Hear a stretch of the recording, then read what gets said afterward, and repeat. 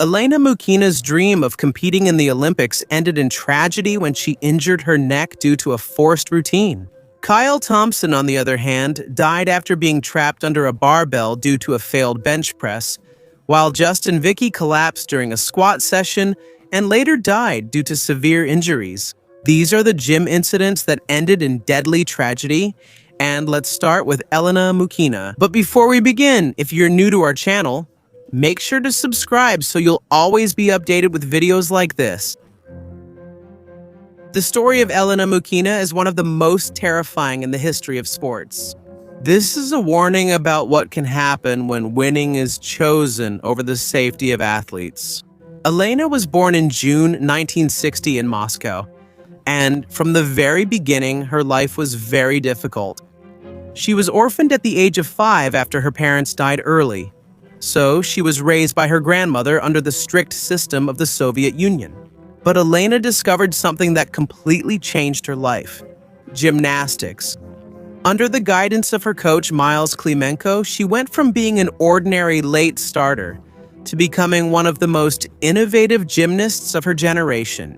By 1978, at the age of 18, she won the World All-Around Championship in Strasbourg, and she amazed the whole world with unique moves that had never been seen before in gymnastics. But that's also when everything started to fall apart. In late 1979, she broke her leg, so she wasn't able to join the World Championships. This is where the tragedy truly began. The Soviet officials were desperate to win an Olympic gold medal in their own country, so they rushed her recovery. They removed her cast earlier than they should have, even though her leg wasn't fully healed yet. Because Elena hadn't moved for a long time, she gained weight, so her coach put her through intense training. According to reports, she was allegedly made to take diuretics so she could lose weight quickly. And then came the skill that ultimately ruined her life: the Thomas Salto. It's a move usually performed only by men. It's an extremely dangerous backward salto with 1.5 rotations and a twist before landing in a roll. There's very little room for error. If you don't rotate enough, you could land on your chin or neck. If you rotate too much, you might land directly on your head. Elena knows this is extremely dangerous, especially since her leg was still weak, which was crucial for jumping. She repeatedly warned her coach, but Clemenzo just ignored her. Out of arrogance, Clemenzo even said, "People like you don't break their necks." On July 3, 1980, a few weeks before the Olympics, Elena was at a training camp in Minsk, Belarus. Her coach wasn't there and was reportedly in Moscow, confident that Elena had already mastered the dangerous skill. Tired, not yet fully recovered, and being pushed beyond her limits, she tried the Thomas Salto again. But her rotation was insufficient. She landed directly on her chin and injured her spine. Her cervical vertebrae were damaged and her spinal cord was severed. She was only 20 years old at that time. In an instant, she became a quadriplegic, paralyzed from the neck down. And as expected, the Soviet authorities tried to cover up what really happened. They spread false stories and claimed that Elena was training alone or against her coach's orders. But Elena knew the truth. In the few interviews she gave over the years, she criticized the system that valued medals more than her safety. A system that ignored her warnings and ultimately destroyed her body for the sake of honor. She spent several years in hospitals and rehabilitation facilities. At first, blinking was her only way to communicate.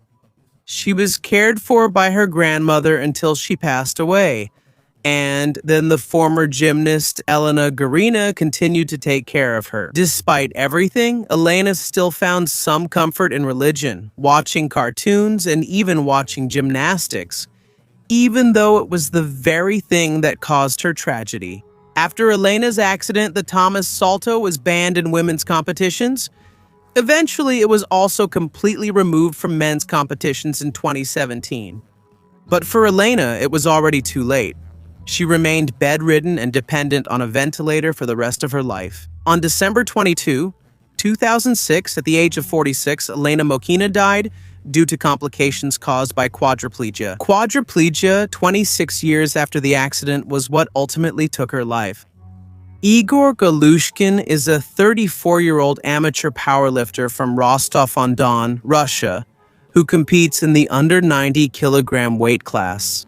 Although he already had experience in lifting and was said to be able to bench press around 160 kilograms in training, the competition held on August 25, 2012 in Shakhty, Rostov Oblast was his very first official competition. For Igor, this was supposed to be his big break. For him, lifting was a chance to prove everything he had worked hard for in the gym for many years. But that was also the day his life would be taken. The incident happened while he was making his bench press attempt.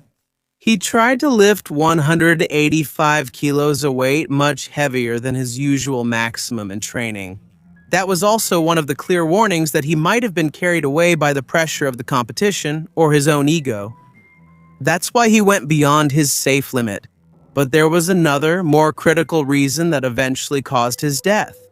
Igor uses what powerlifters call the suicide grip, also known as the thumbless or false grip. With this grip, the thumbs are positioned on the same side of the barbell as the fingers, instead of wrapping around the other side to ensure a tight hold.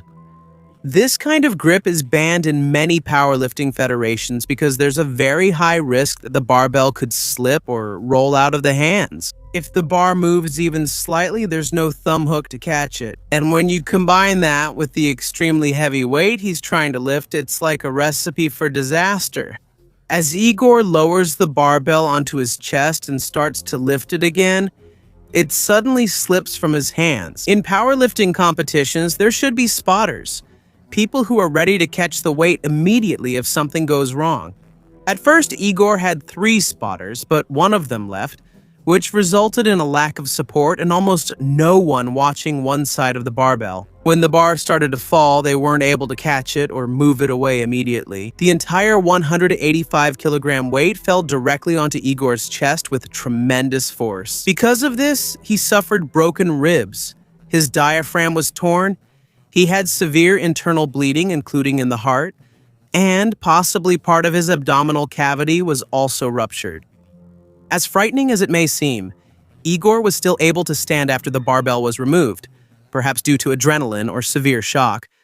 But after a short while, he collapsed. He was immediately rushed to the nearest trauma center, but his condition quickly worsened. Eventually, he died due to what is called cardiac concussion, or commotio cordis, a condition where the normal heartbeat is disrupted because of severe blunt force trauma to the chest. This often causes ventricular fibrillation, a deadly abnormal heart rhythm even if the person has no previous heart disease. There were many factors that contributed to Igor's death. These include his use of the suicide grip, which caused the barbell to slip, lifting a weight heavier than his training maximum, the lack of proper and alert spotters, and the absence of adequate safety measures like power rack safety pins that could have caught the bar before it crushed his chest. To this day, this incident is often mentioned as a serious warning in the world of powerlifting, usually accompanied by a simple reminder that this is what can happen if you don't respect the weight. There haven't been many official autopsy details or legal outcomes released in the Western media, but it remains one of the most tragic and preventable deaths in the history of powerlifting.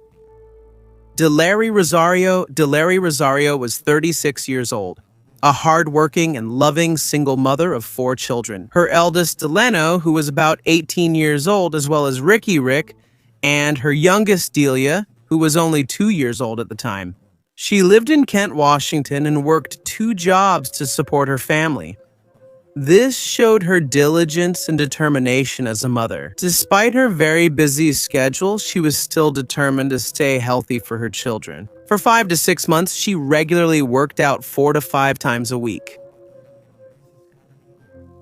Delery and Marissa Woods were extremely close siblings, not just by blood, but also in their shared dedication to taking care of themselves so they could stay strong for their families. On the morning of July 21, 2023, Delery and Marissa went to their usual gym, a branch of LA Fitness in Kent, for another normal workout session.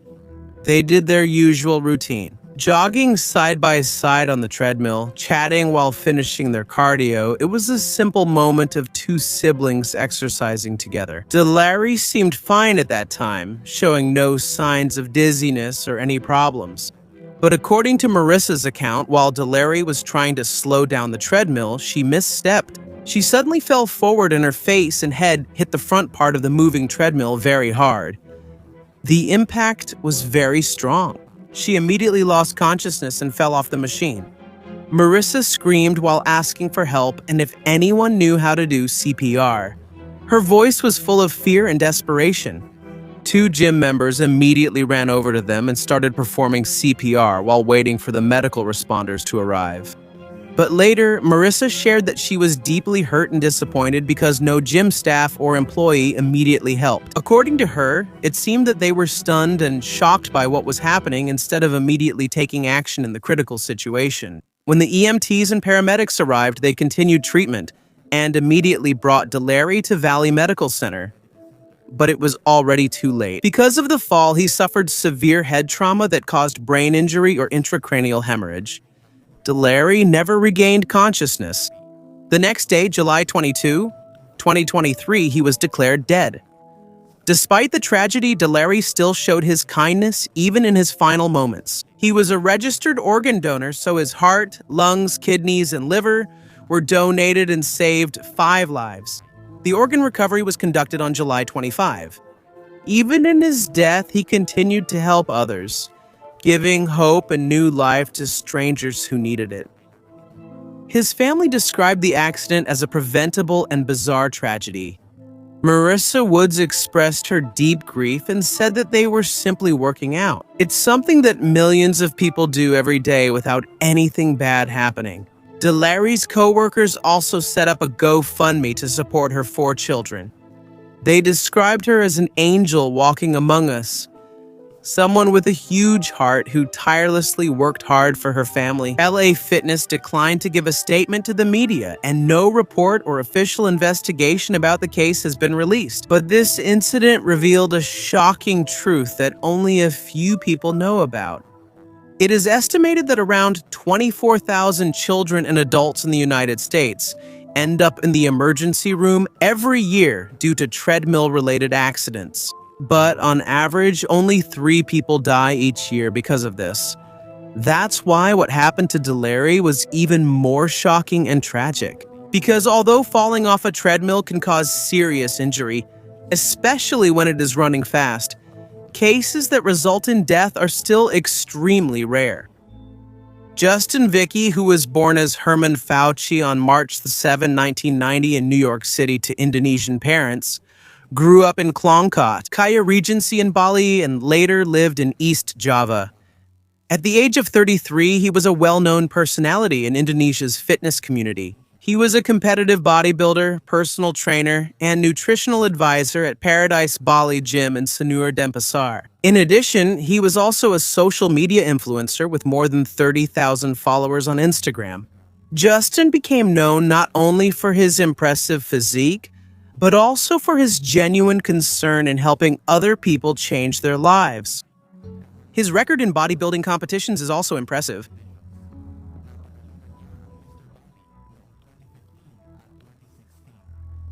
He joined the Muscle Beach Bali competition in 2018.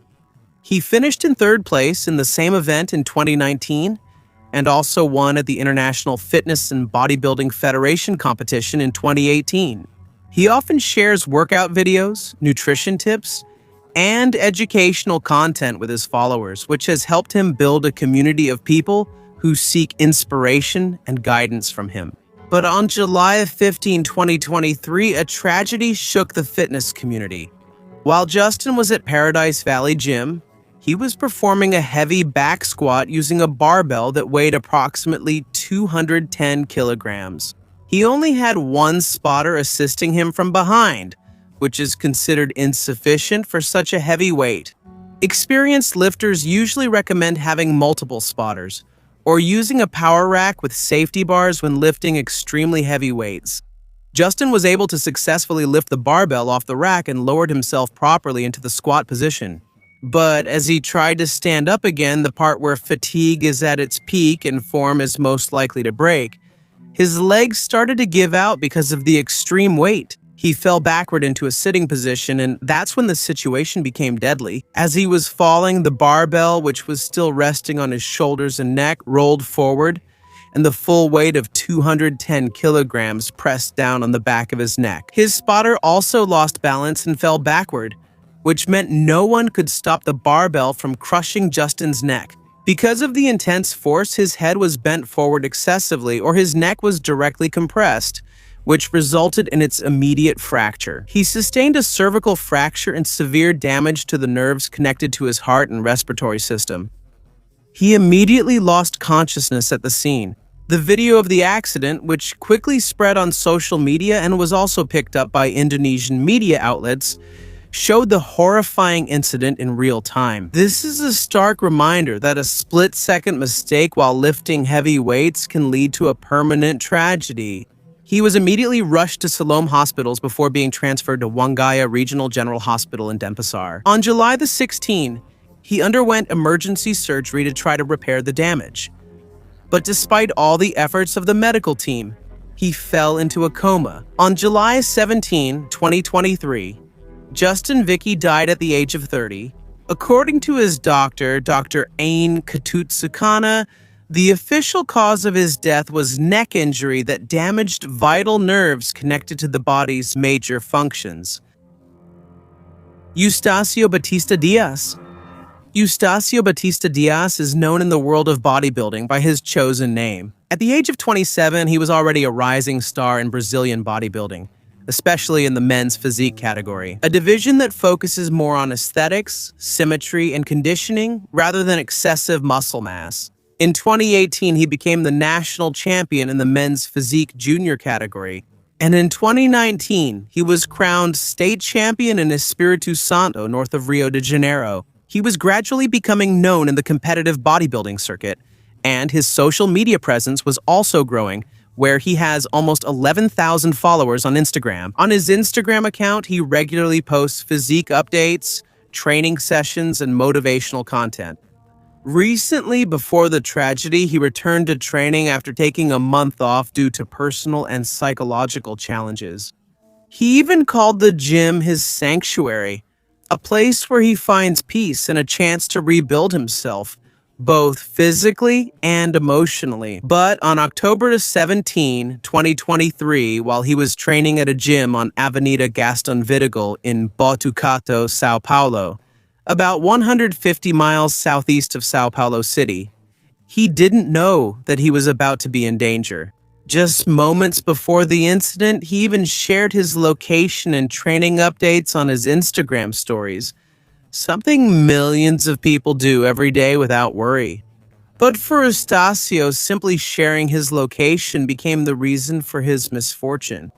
Two armed men suddenly entered the gym, quickly headed straight to the weights area, and Eustacio himself was their target. The terrifying incident was captured on CCTV footage. In the video, Eustacio can be seen talking to another gym member wearing blue when the armed men suddenly approached. When he noticed the danger, he immediately tried to run to escape. But he was cornered at the back part of the gym. There, the suspects mercilessly fired at close range. He was injured in the head and various parts of his body. He fell to the floor, but the violence didn't end there.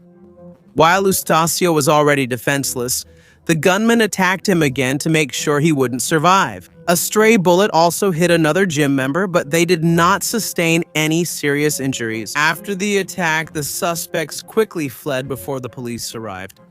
The entire incident, which was caught on video, was described as cold-blooded, calculated, and brutal. This was not just a random crime. It was clearly a targeted assassination. Almost all reports described the incident as an execution or a hit job. Many also believe that the perpetrators used the Instagram location shared by Eustacio to track him down at the gym. Until now, the real motive behind the killing is still unclear to the public. However, the authorities mentioned his previous arrest related to illegal substances as a possible connection to the incident. The police conducted an investigation, but as of early 2026, there are still no widespread reports about the arrest of the suspects or the resolution of the case.